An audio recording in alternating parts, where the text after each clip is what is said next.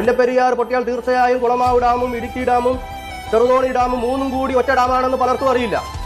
മുല്ലപ്പെരിയാർ ഡാമിലുള്ള 15 TMC-യുടെ 7 ഇരട്ടി വെള്ളം ഈ ഇടുക്കി ഡാമിലുണ്ട്. നിമിഷങ്ങൾ കണ്ടത് തൊടുപുഴ എന്ന പ്രദേശത്തെ തൊടുപുഴക്കാർ എന്താണ് സംഭവിക്കുന്നതെന്ന് പോലും തിരിച്ചറിയാൻ പറ്റാത്ത അത്ര ഫോഴ്സിൽ ഒരു ബുള്ളറ്റ് കണക്കെ ഈ വെള്ളം ചീറിപ്പാഞ്ഞു വരും.